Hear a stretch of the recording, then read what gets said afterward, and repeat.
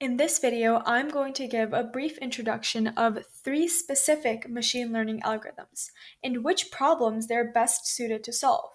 You'll learn about two of these algorithms, linear regression and neural networks, more in depth on day 3. So let's get started. The first algorithm is linear regression. And this is essentially just a line, but let me illustrate with an example. So say you plot a bunch of data points on a graph. This is my graph. These are my data points. And say you're trying to measure shoe size and height. So I'm going to put shoe size on this axis, the x-axis, and I'm going to put height on this axis, the y-axis. And say in some bizarre world, if you have a smaller shoe size, you have a higher height. These dots here show. Linear regression would basically use AI to draw a line of best fit through these points. So what do I mean by that? Basically a line that as height decreases, shoe size increases. So the points are trending down.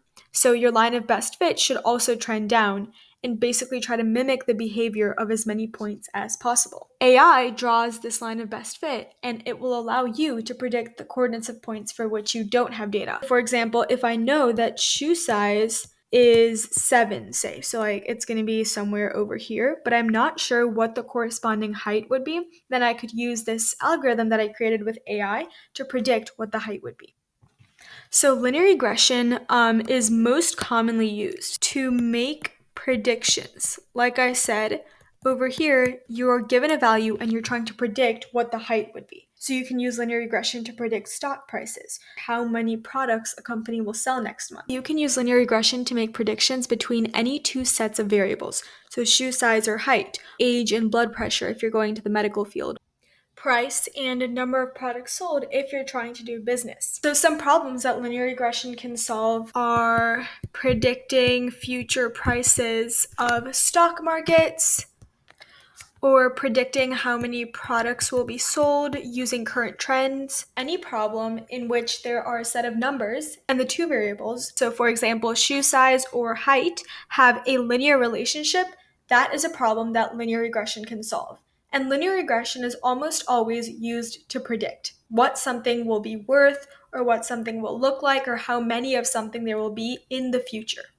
The next type of machine learning, and actually deep learning algorithm I'd like to talk about is called a neural network. Actually understanding how a neural network works is really intuitive because it learns the same way that you learned. So think about the way that you learned how to recognize cats, for example.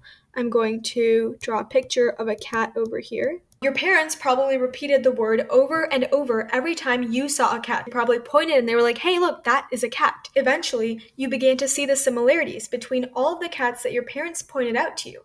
And now, if you see a cat that you've never seen before, you can recognize it and your brain tells you, hey, this is a cat.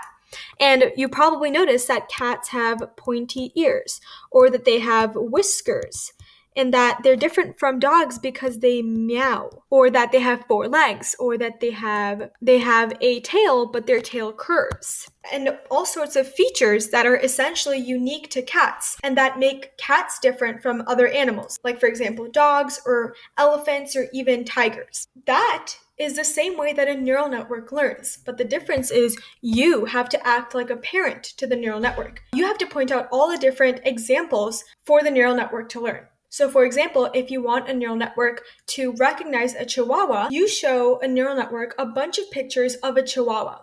And you tell it every single time, hey, this is a chihuahua, this is a chihuahua. And over time, the neural network will find similarities between the different images of chihuahuas that you show it. And it will find some features in these images that are unique to this group of images, so that are unique to all chihuahuas. And then, if you show it a picture of chihuahuas that it has never seen before, it should be able to use what it learned before and predict that, hey, this is a chihuahua. Problems that neural networks can solve are helping a self-driving car see pedestrians or stop signs on the street, detecting cancer by looking at tumors or cancer cells, diagnosing stroke, identifying new galaxies. And these are just a few of the problems that neural networks can solve. In reality, they can basically be applied to any problem that you want to solve. We'll go into more depth on the specifics of how neural networks learn in the next video, but basically what I want you to get from this short description is that a neural network learns exactly how you learn. So just remember how you learn, and you'll know that is a theory behind how a neural network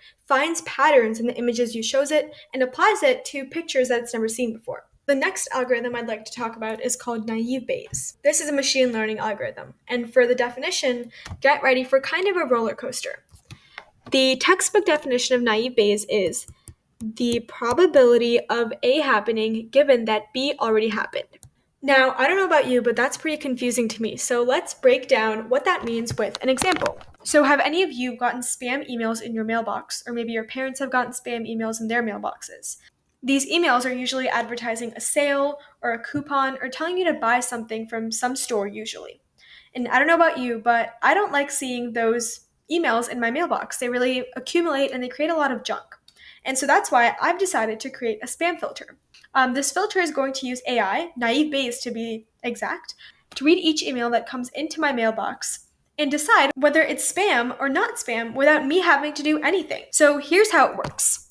First, I show the naive Bayes algorithm a bunch of spam emails and a bunch of not spam emails. The algorithm will then find patterns that are unique to the spam emails so that it can differentiate them from non-spam emails, kind of like you did when you were learning how to identify cats and like a neural network does. So think of these patterns as words like discount or sale, because these words usually only appear in spam emails. Then you show the algorithm an inbox with 100 emails that it has to sort through. And you tell it basically sort through this mailbox and mark all the emails as spam or not spam.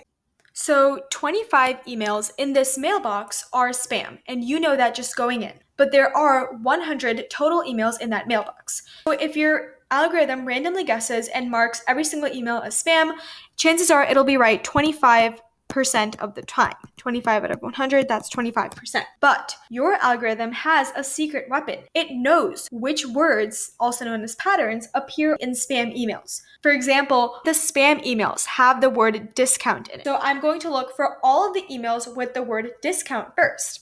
So just to clarify, all spam emails have the word discount in them, but not all emails with the word discount are spam. Does that make sense? Let's break that down even further. So basically, I'm going to look for all the emails with the word discount in them. Say there are 50 emails.